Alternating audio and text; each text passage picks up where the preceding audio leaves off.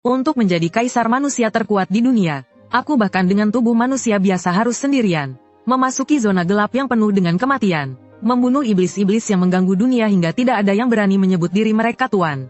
Saat kaisar-kaisar lain menghadapi krisis kematian akibat habisnya masa hidup mereka, bahkan rela memotong diri mereka sendiri dan jatuh menjadi dewa abadi yang membantai seluruh umat manusia, aku malah 7 kali masuk dan keluar, memaksakan jalan menuju keabadian. Sayangnya jalan menuju keabadian di dunia ini telah terputus. Oleh karena itu, meski aku tak terkalahkan di dunia ini, aku hanya bisa berhenti di puncak kaisar. Hingga pada percobaan ke-7 menuju keabadian, tiba-tiba aku menerima pesan dari bumi yang meminta pertolongan.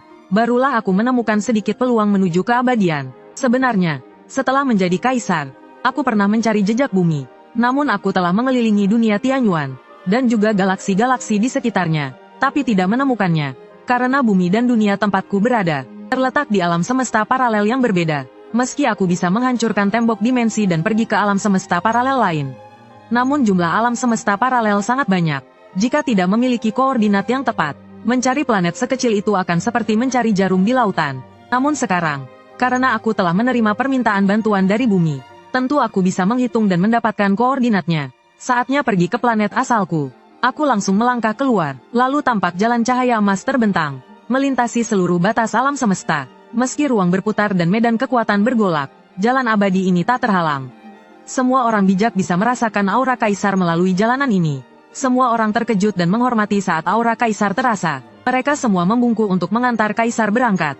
Pada saat yang sama, di bumi, lihatlah, apa itu di langit? Sepertinya pesawat luar angkasa. Orang-orang di bumi, saat itu terkejut dan menatap ke langit. Mereka melihat langit yang penuh dengan bintang-bintang. Ternyata itu adalah kapal-kapal perang. Mereka bersinar dengan cahaya logam dingin. Beberapa kapal bahkan sebesar planet. Kapal-kapal perang yang berbaris, seperti tembok baja raksasa di ruang angkasa, menuju galaksi, terus mendekatkan diri ke bumi, menuju bumi, semakin dekat dengan bumi. Orang-orang di bumi bahkan hanya dengan memandang kapal perang raksasa ini, bahkan hanya dengan melihatnya, orang-orang sudah merasakan ketegangan yang mengerikan. Di sisi lain, di puncak Gunung Tai di bumi, beberapa pria parubaya berdiri di dalam ruang komando, seperti yang disampaikan oleh pesan dari negara-negara penerang. Kali ini, penjajah asing datang dengan kapal perang. Sepertinya mereka mengikuti jalur teknologi tertentu. Seorang prajurit yang bertugas mengamati, menyampaikan laporan hasil pengamatannya. Mendengar kabar ini, yang lain langsung menjadi sangat serius. Sudahkah kita berkomunikasi? Apakah mereka bermusuhan dengan kita? Seorang pria parubaya dengan tatapan serius bertanya. Pesan yang kita kirim, semua tidak mendapat balasan. Mereka hanya mengirimkan satu kalimat berulang-ulang. Lihat, takluk, tunduk, maka kau tak akan mati. Tatapan pria parubaya itu sedikit berkilau. Apakah maksudnya mereka ingin menaklukkan bumi? Mendengar itu, ekspresi wajah semua orang langsung menjadi serius. Seseorang segera berkata, tidak perlu terlalu khawatir. Bagaimanapun, sejak bumi kita mulai mengalami mutasi, berbagai ras asing sudah berusaha menaklukkan kita. Namun kita memiliki medan kekuatan. Mereka tidak bisa masuk sama sekali. Tapi kali ini berbeda, pria parubaya itu berkata dengan serius. Ini adalah ras asing yang mengikuti jalur teknologi. Jangan lupa, medan misterius bumi kita hanya mempengaruhi makhluk kuat individu. Makhluk yang lebih lemah justru tidak akan terhalang banyak. Setelah mendengar itu, semua orang langsung merasakan keadaannya tidak baik. Sejak bumi mengalami perubahan setahun yang lalu, tidak hanya kejadian-kejadian supranatural di seluruh dunia terus terjadi, tapi di luar bumi, ras asing juga mulai muncul. Seperti hari ini, mereka semua mengancam untuk menaklukkan bumi. Ras asing ini memiliki kekuatan individu yang sangat kuat. Beberapa pejabat tinggi pernah menggunakan teleskop astronomi untuk melihat bahwa orang asing pernah menghancurkan sebuah planet dengan satu pukulan. Hal ini benar-benar melampaui imajinasi mereka. Namun, alasan mengapa bumi tetap aman setelah berhubungan dengan begitu banyak ras asing dan masih bisa selamat selama setahun adalah karena medan misterius bumi. Kekuatan ini semakin kuat saat bertemu dengan kekuatan yang lebih besar. Semakin kuat makhluk hidup, semakin tidak bisa mudah melewati medan tersebut. Jika tidak, mereka akan mati. Sebaliknya, makhluk yang lebih lemah bisa melewati kekuatan ini. Namun kekuatan teknologi adalah hal yang tak terduga. Karena mereka bukan makhluk hidup, mereka sama sekali tidak terhalang oleh kekuatan medan misterius bumi. Seberapa kuat kekuatan teknologi mereka? Orang tengah itu segera bangkit dan bertanya. Setelah dia berbicara, seorang ilmuwan memasuki ruang rapat. Dia membawa laporan. Dengan ekspresi serius, dia berkata, laporan, menurut pengamatan kami, mereka datang melintasi ruang angkasa. Di dalam kapal perang mereka terdapat gelombang energi besar.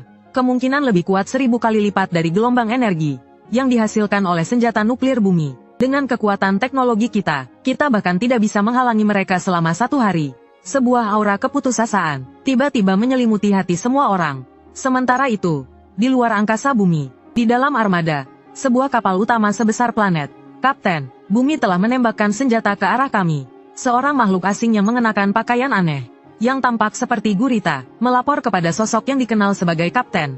Senjata dari kelas apa? Sosok yang disebut Kapten itu berkata dengan tenang. Menurut analisis kami, ini adalah senjata nuklir radiasi, yang sudah kami tinggalkan sejak 10.000 tahun lalu. Kerusakan senjata ini tidak akan membahayakan kapal kami.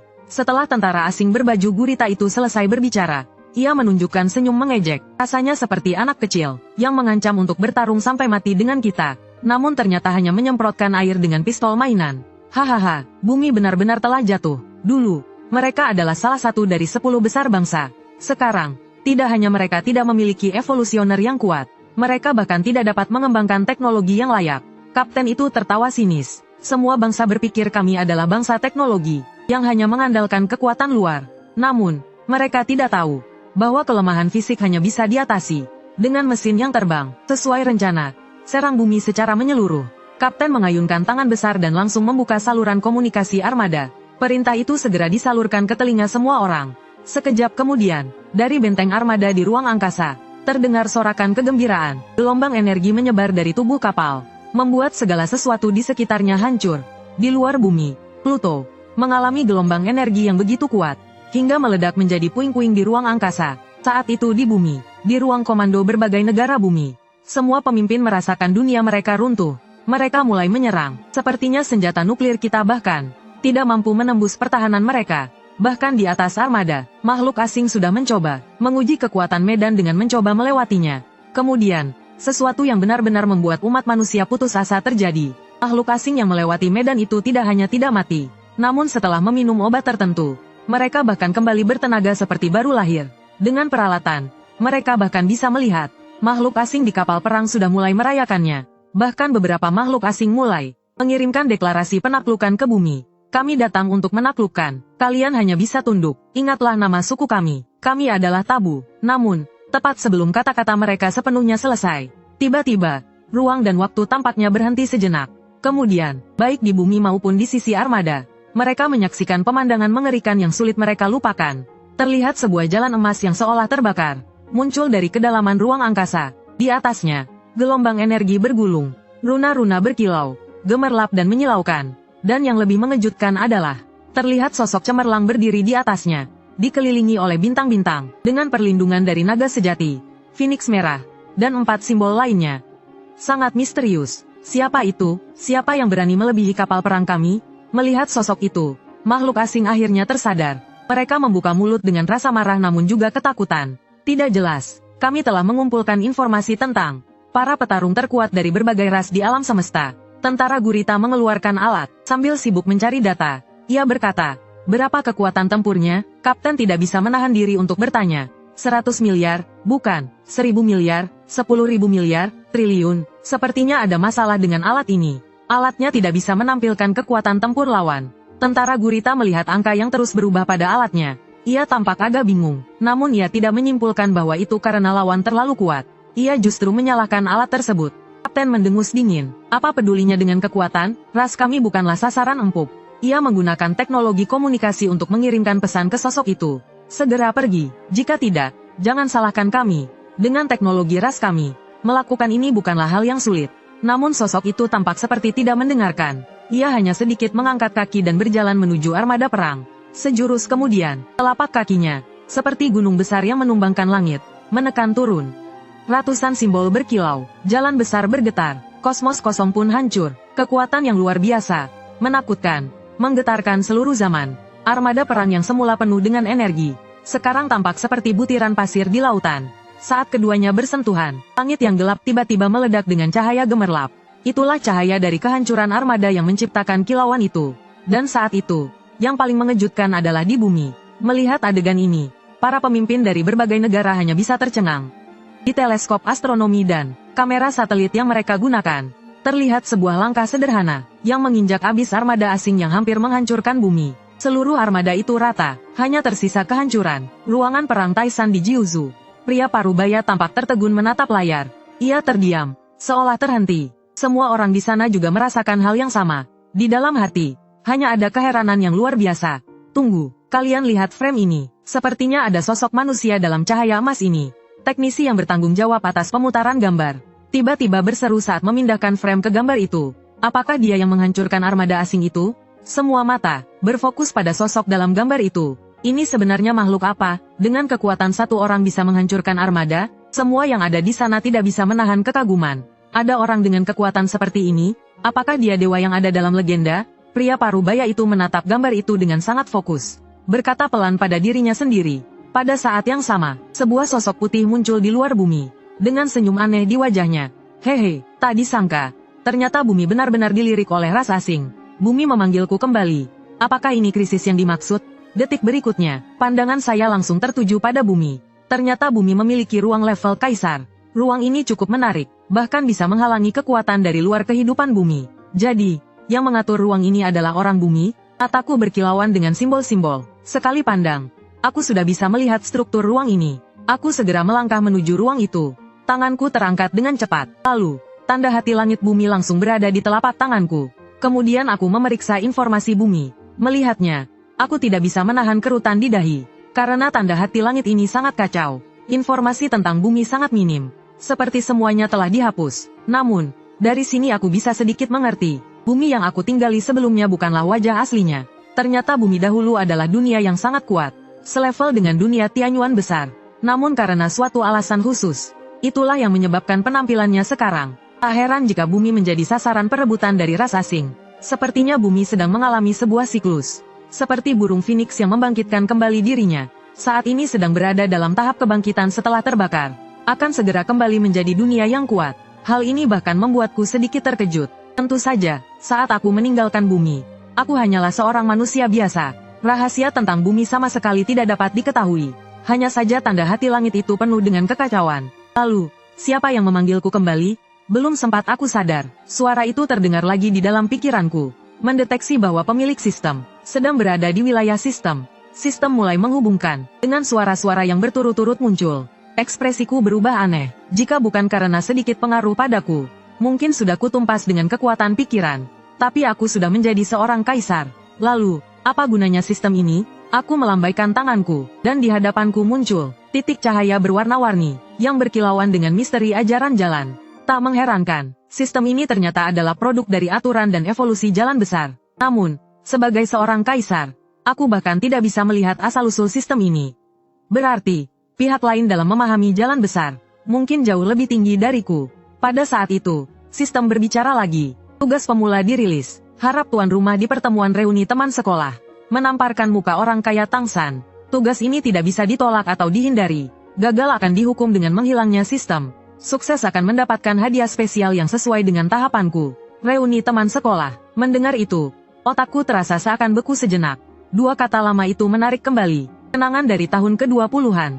Hanya saja aku sudah lebih dari 100 tahun sekarang. Aku berpikir lama baru menyadari bahwa di antara teman-temanku ada seseorang bernama Tangsan. Dia adalah teman sekelasku di tahun ketiga SMA. Saat itu kami sedikit bertengkar karena sama-sama menyukai seorang teman perempuan. Dia selalu memanfaatkan kekayaan keluarganya dan sering memukuliku. Jadi, impian terbesarku waktu itu adalah menghasilkan banyak uang dan menamparkan muka Tangsan. Namun setelah aku melintasi dimensi ini, kejadian itu sudah lama terlupakan. Sekarang sudah lebih dari 1000 tahun berlalu. Bagi orang bumi, itu hanya masa hidup 100 tahun. Pohon-pohon di atas makamnya mungkin sudah diganti gedung tinggi. Namun, sistem memberitahuku, di dunia dewa, sudah bertahun-tahun. Namun di bumi baru saja lewat setahun. Namun, saat ini yang lebih aku perhatikan adalah keluarga yang masih hidup. Aku perlahan menutup mataku. Pikiran kuatku seperti riak di danau, menyebar perlahan ke seluruh dunia. Orang-orang hanya tahu betapa kuatnya Kaisar Agung di masa lalu. Namun mereka tidak tahu kesepian Kaisar Agung. Usia panjang yang membawa adalah kesepian tanpa keluarga. Setelah beberapa saat, aku menemukannya. Di wajahku muncul kebahagiaan yang sudah lama tidak terasa dan tulus. Pada saat yang sama di Jiuzhu Jiangfu, di sebuah lorong gelap yang sempit, seorang pemuda berpakaian hitam melihat tubuh yang telah kehilangan nyawa di tanah. Matanya menunjukkan kepuasan. Terlalu sedikit, terlalu sedikit. Kekuatan jiwa masih terlalu sedikit. Meskipun menggunakan jiwa untuk menggantikan kekuatan jiwa, tetap saja tidak sebanding dengan dunia jiwa master. Bahkan tingkatku sendiri tidak tahu kapan bisa pulih. Sistem, apakah ini yang kamu katakan padaku? Setelah kembali ke bumi, ini adalah cara tercepat untuk melampaui posisi Douluo. Wajah pemuda itu penuh dengan rasa tidak sabar. Tuan, harap jangan khawatir. Bumi masih membutuhkan sedikit waktu untuk pulih perlahan. Setelah waktu yang tepat, peluang evolusi akan muncul dalam jumlah besar. Ini pasti akan membantu Anda melampaui Douluo. Pemuda itu bernama Tang San. Dia adalah manusia dari bumi. Setelah melakukan perjalanan ke dunia jiwa master setahun yang lalu, dia terbangun dengan sistem. Mengandalkan sistem ini, di dunia jiwa master, dia tidak hanya memiliki jiwa ganda tingkat tertinggi, Blue Silver Grace dan Hautian Hammer, dia juga memiliki istri dengan cincin jiwa 10.000 tahun. Di bawah bimbingan sistem, dia bahkan mencapai puncak jiwa, tingkat Douluo dalam tahap akhir. Namun, di dunia jiwa master, musuh terakhir yang dihadapinya ternyata telah melampaui tingkat ini. Untuk mencari cara tercepat untuk melampaui, sistem memberinya pilihan lain, yaitu kembali ke bumi. Namun ketika dia kembali, dia baru menyadari bahwa kekuatannya tidak ikut kembali bersamanya. Untungnya, sistem memberikan solusi, yaitu dengan merampas jiwa manusia, memurnikan menjadi kekuatan jiwa, menggabungkan energi spiritual bumi untuk berlatih. Apakah tidak ada cara lain untuk cepat mengembalikan kekuatanku? Dengan keadaan seperti ini, bahkan jika bumi mengalami evolusi, saya mungkin tidak akan bisa mendapatkan kesempatan itu. Tang San melemparkan tubuh yang telah kehabisan kekuatan jiwa ke samping, sambil mengelap tangannya dan bertanya, memburu orang kuat, memberikan keuntungan kekuatan jiwa 100 kali lipat lebih besar daripada orang biasa. Suara di kepalanya terdengar lagi. Maksudmu membunuh para pemimpin evolusi? Bumi mengalami perubahan, manusia juga mengalami mutasi, dan mereka yang mendapat manfaat disebut sebagai pemimpin evolusi. Dering-dering. Saat itu, suara dering ponsel tiba-tiba terdengar. Tang San merogoh kantongnya dan mengeluarkan ponselnya. Sebuah pesan singkat. Tang San tersenyum dingin melihatnya. Reuni teman-teman. Menarik. Bumi hampir hancur. Mereka masih sempat mengadakan reuni. Benar-benar sekelompok orang muda yang tidak tahu batas. Namun, saat dia bersiap untuk menutup pesan singkat yang membosankan ini, tiba-tiba bagian akhir pesan menarik perhatiannya. Menarik. Ternyata ada seseorang di antara teman-teman yang menjadi pemimpin evolusi. Di sisi lain, di jalan tidak jauh dari keluarga Su, saya berjalan dengan tenang di jalanan, tangan di belakang, tanpa menggunakan kekuatan apapun, seperti orang biasa, berjalan. Di antara kerumunan orang yang sibuk, saya memandang jalanan dan gedung-gedung tinggi yang masih familiar. Hatiku penuh dengan perasaan, merasa seolah-olah tahun-tahun lalu hanya berlalu dalam sekejap. Saat menoleh kembali, saya bahkan bisa kembali ke rumah di bawah cahaya lampu yang redup. Tanpa sadar saya tiba di depan pintu rumah, Kampung Su di kota Jiang. Di sebuah rumah tua yang usang. Kakak, saya tidak mau pergi ke panti asuhan. Seorang gadis kecil berusia sekitar 6 hingga 7 tahun, memegang ambang pintu dengan ekspresi tidak rela, melihat ke arah wanita di depannya. Wanita yang dipanggil kakak, mengelus pipi kecil gadis itu. Sule, kakak hari ini ada pekerjaan yang harus diselesaikan. Tidak bisa menemanimu di rumah. Kamu bisa tinggal di panti asuhan untuk hari ini. Nanti aku akan menjemputmu. Gadis kecil itu mengeluarkan mainan Ultraman dari saku. Kakak, apakah jika ada seseorang yang menemani saya, kamu tidak perlu membawa saya ke panti asuhan? Lihat, ini mainan Ultraman yang diberikan oleh kakak. Dia mewakili kakak. Dia bisa menemani saya. Ketika Sule menyebutkan kata kakak, kakak seperti tersentuh oleh sesuatu. Dia langsung melemparkan mainan Ultraman ke atas semen di luar halaman. Diiringi suara retakan, Ultraman hancur berkeping-keping. Pria itu, jangan sebut lagi. Suara kakak itu sangat keras. Sule melihat mainan itu dihancurkan. Air mata mulai berputar di pelupuk matanya. Kakak berjongkok dan mengusap air matanya. Dengan sedikit rasa sakit berkata, hari ini kakak benar-benar ada urusan penting. Tidak bisa menemanimu. Di rumah juga tidak ada yang merawatmu. Belum selesai dia berbicara, Sule tiba-tiba membuka matanya lebar-lebar. Dengan sedikit terkejut berkata, ini kakak. Kata-kata ini hampir membuat kakak meledak lagi. Sungguh, baru saja marah dan mengatakan jangan sebut kata itu lagi. Sekarang kamu malah berani menyebutnya. Namun Sule, alih-alih takut, justru menunjuk ke belakang kakaknya. Benar-benar kakak, sudah lama tidak bertemu. Susin, Sule, sebuah suara pria terdengar. Supingan, kenapa kamu kembali? Susin mengucapkan kata-kata itu satu persatu dengan tatapan penuh kebencian. Saya jelas terkejut, tidak menyangka bahwa adik saya yang sudah lama tidak bertemu, ternyata menyimpan begitu banyak kebencian terhadap saya. Apa yang terjadi? Belum sempat saya bertanya lebih lanjut. Tiba-tiba suara dering ponsel terdengar. Itu telepon dari Susin. Dia segera menjawab telepon. Kapten, ada lagi yang dibunuh di jalan selatan. Kali ini, pelakunya adalah seorang evolusioner. Baik, mengerti. Saya akan segera ke sana. Setelah Susin selesai berbicara, dia menatap adiknya, Sule. Namun saat itu Sule, seperti gantungan yang terikat erat di tubuhku. Terlihat seperti dia tidak ingin pergi sama sekali. Saya mengerti maksudnya. Percayakan Sule padaku. Di dunia ini, tidak ada yang bisa menyakiti dia. Jelas Susin merasa bimbang. Terlihat dia benar-benar tidak ingin menyerahkan adiknya pada kakak ini. Seolah-olah menyerahkannya akan lebih berbahaya. Jika para orang tua-tua di Tian Yuanlu melihat pemandangan ini, mungkin mereka semua akan ternganga. Ini adalah seorang kaisar besar yang berjanji untuk melindungi seseorang. Namun kamu seorang manusia biasa malah tidak percaya. Jika dia sampai terluka, aku takkan memaafkanmu meskipun aku mati. Akhirnya Susin menyerah. Dia terpaksa melepaskan ancamannya dan langsung pergi. Apakah karena saya menyembunyikan kekuatan saya seperti manusia biasa, maka kamu tidak percaya saya bisa melindungi Sule? Sebagai seorang kaisar besar, segenggam kekuatan yang aku tunjukkan bagi manusia adalah hal yang mematikan. Itulah mengapa saya sengaja menyegel kekuatan dan aura saya dengan 1000 segel untuk menahannya, agar tidak ada sedikit pun yang bocor. Orang tuamu itu setelah kamu kabur dari rumah, mereka terus mencarimu. Kemudian mereka mendengar, di Gunung Longhu terjadi tanah longsor dan mereka pingsan sejak saat itu. Sule menggenggam tanganku dan masuk ke dalam rumah. Dia mulai menceritakan segala sesuatu yang terjadi di rumah. Kabur dari rumah, kenangan lama saya seakan terungkap lagi. Ah ya, itulah sebabnya mereka pergi mencari kamu. Itu yang menyebabkan semuanya terjadi. Jadi mengapa kakakmu membencimu? Saat itu saya tiba-tiba mengerti. Tidak heran Susin tampak seperti ingin memakan aku hidup-hidup.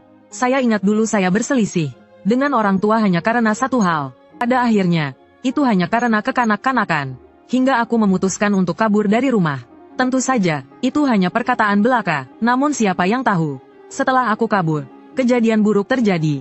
Aku tiba-tiba terlempar ke Tian Yuanlu. Pada saat itu, Sule membawaku ke kamar orang tua kami. Setelah membuka pintu, yang terlihat adalah 2 ranjang yang tertata rapi. Di atasnya terbaring sepasang pria dan wanita parubaya. Di samping ranjang ada berbagai alat medis untuk pemantauan. Melihat labelnya, sepertinya itu impor. Harganya pasti tidak murah. Orang tua bisa dibawa pulang dari rumah sakit dan dirawat di rumah. Semua ini berkat pekerjaan baik yang didapatkan oleh kakakku. Ngomong-ngomong, Sule menunjukkan ekspresi yang penuh pengertian. Jadi, kakak, bisakah kamu tidak menyalahkan kakak? Tahun ini kakak sudah berusaha sangat keras. Kakak, menurutmu, apakah orang tua kita tidak akan terbangun lagi? Sule berjalan menuju ranjang orang tuanya dan melihat kondisi mereka. Dengan sedikit kesedihan, ia berkata, aku mengelus kepala Sule. Sebenarnya, orang tua kita tidak sedang pingsan. Mereka sedang mengalami kebangkitan tubuh. Sederhananya, tubuh mereka sedang mengalami perubahan. Jadi mereka sementara terjatuh dalam keadaan pingsan. Wajah Sule tiba-tiba menunjukkan ekspresi yang sedikit bersemangat. Jadi orang tua akan terbangun, kan?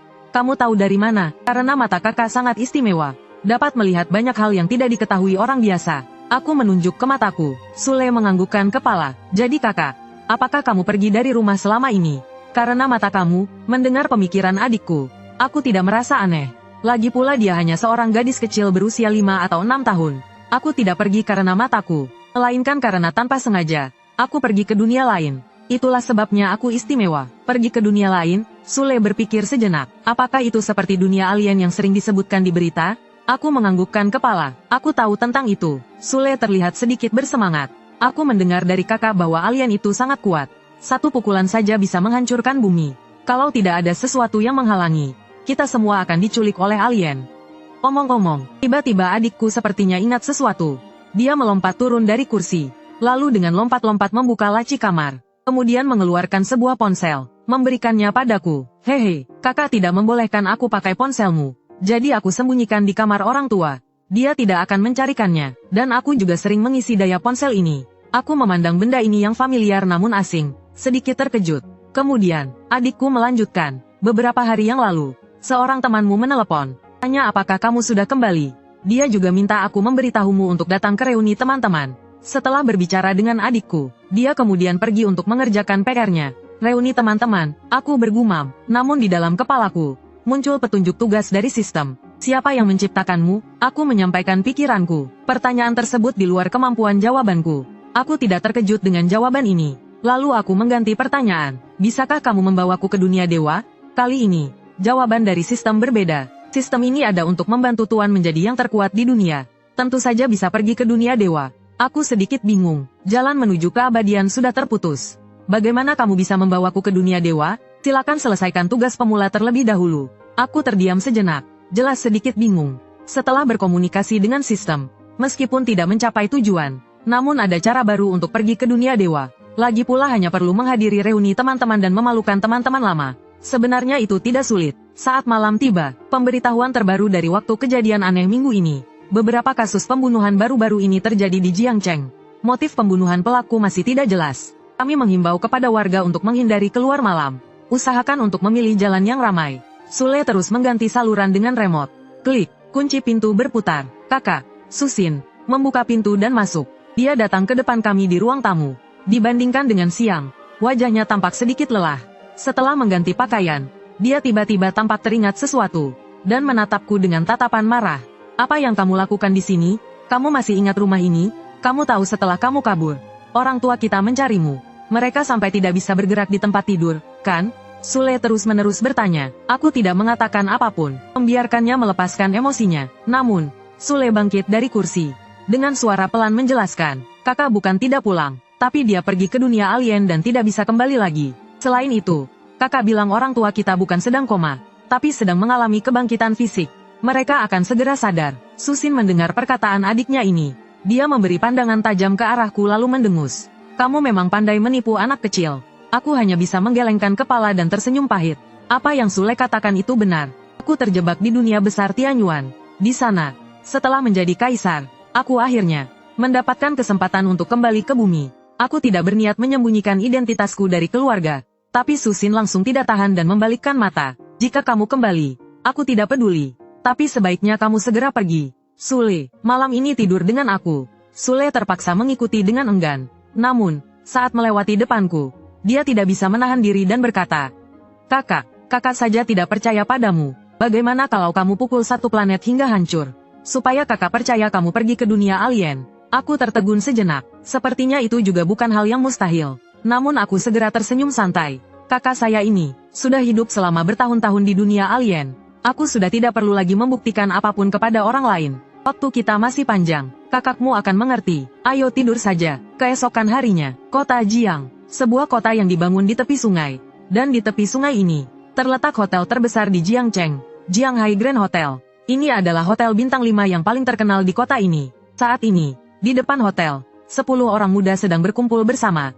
Tidak disangka, setelah lulus, ketua kelas ternyata sukses berbisnis. Sekarang, mungkin kekayaannya sudah mencapai jutaan yuan. Menurut yang saya dengar, teman sekelas kita, Liu Xiaoyin, dikatakan telah diperhatikan oleh grup biogen yang masuk dalam 100 besar dunia. Ketua kelas ini pasti menggunakan reuni sebagai alasan untuk mendekati Liu Xiaoyin. Biogen, itu yang dikatakan sudah mengembangkan teknologi yang dapat mengobati penyakit langka. Pokoknya, dalam reuni ini, kita hanya menjadi pelengkap. Pemeran utamanya adalah ketua kelas dan Liu Xiaoyin. Para teman sekelas bercakap-cakap di depan pintu hotel. Tak lama kemudian, sebuah mobil Maybach sudah muncul di hadapan mereka, dan orang yang turun dari mobil tersebut adalah ketua kelas. Begitu dia muncul, sekelompok teman langsung mendekatinya dan memberi salam. Beberapa saat kemudian, sebuah mobil Alphard putih berhenti di depan hotel. Tampak seorang gadis keluar dari mobil. Xiaoyin, akhirnya kamu datang juga. Ketua kelas langsung berjalan cepat menuju ke arahnya. Dengan semangat memberi salam, jika sebelumnya memberi salam kepada teman-teman adalah formalitas. Sekarang jelas terlihat ada sedikit ketertarikan. Liu Xiaoyin akhirnya membuka mulut. Ketua kelas, Suli mana? Begitu mendengar nama Suli, ketua kelas tertegun sejenak. Sebenarnya, makan malam hari ini benar seperti yang dikatakan teman-teman. Adalah acara yang dia adakan untuk mendekati Liu Xiaoyin. Namun reuni ini bukanlah permintaan Liu Xiaoyin, melainkan Suli. Setelah sadar, ketua kelas buru-buru menjawab. Suli sudah menjanjikan padaku. Dia akan datang ke reuni ini suatu saat. Tapi aku tidak tahu pasti kapan. Baiklah, kalau begitu, pastikan Suli datang. Kalau tidak, aku tidak suka acara reuni seperti ini. Liu Xiaoyin mengangkat bahu. Kalau begitu, mari kita masuk dulu. Ketua kelas buru-buru tersenyum. Iya, kami masuk dulu. Mereka pun masuk. Tiba-tiba, kalian lihat, apakah itu Tangsan dan Supingan? Tiba-tiba terdengar suara yang berbeda dari teman-teman. Semua orang pun segera menoleh ke arah jauh. Di pintu hotel, tampak dua sosok muncul. Satu di depan, satu di belakang. Salah satunya adalah aku yang sedang berjalan. Sedangkan yang lainnya, adapun orang yang baru turun dari mobil BMW itu adalah Tangsan. Wah, ini terlalu kebetulan. Ya, beberapa teman langsung berseru. Pertama, Supingan ini. tiba-tiba menghilang sebelum kelulusan. Kemudian, Tang San ini, tak lama setelah yang pertama menghilang, dia tiba-tiba jatuh sakit parah. Hingga menjadi seperti tanaman, terbaring di tempat tidur. Saat itu, banyak reuni setelah kelulusan. Kedua orang ini karena masalah khusus tidak hadir. Namun hari ini mereka muncul bersama. Apakah ini kebetulan? Segera, dengan pimpinan ketua kelas, orang-orang langsung menuju ruang privat. Sementara itu, Tang San yang baru turun dari mobil BMW, melihat Liu Xiaoyin yang sudah jauh pergi, tersungging senyum dingin di sudut bibirnya. Liu Xiaoyin ternyata seorang evolusioner, dan gelombang jiwanya sangat unik. Dia jauh lebih kuat daripada para evolusioner yang pernah aku bunuh sebelumnya. Wajahnya yang awalnya suram tiba-tiba mengarah ke sebuah senyuman. Lalu dia berjalan menuju teman-temannya. Pada saat yang sama, Tang San, sebuah suara asing terdengar di belakangnya. Tang San langsung melompat, seperti kucing yang terkejut. Dia segera membungkuk.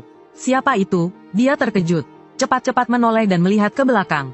Saya berdiri di belakangnya, melambaikan tangan untuk menyapa. Apa kamu baik-baik saja? Saya sedikit terkejut melihat reaksinya dan bertanya. Bagi orang biasa, mungkin Tang San terlalu gugup.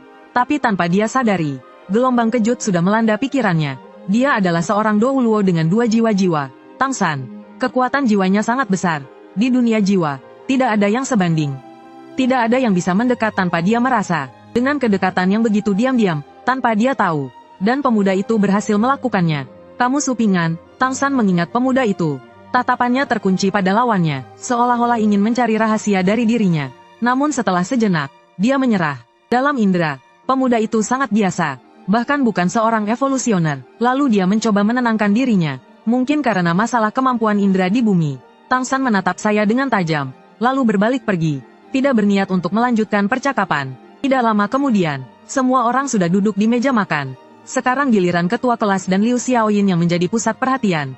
Semua orang mulai bersulang kepada mereka, untuk menunjukkan perhatian dan mengenal mereka lebih dekat. Pada saat itu, suara ketukan terdengar tiba-tiba. Seorang sosok ramping muncul di pintu. Halo semuanya, sudah lama tidak bertemu. Suli, sudah Mei ternyata datang juga. Ini luar biasa. Setelah dia berbicara, teman-teman akhirnya sadar kembali. Mereka berusaha menutupi rasa canggung dan mulai menyapa. Pada saat itu, Liu Xiaoyin yang duduk di tempat utama, akhirnya berdiri. Dengan sedikit kegembiraan di matanya, dia mulai menyapa. Karena dia datang untuk tujuan ini. Suli, dia adalah bunga kelas yang tak terbantahkan di kelas kami.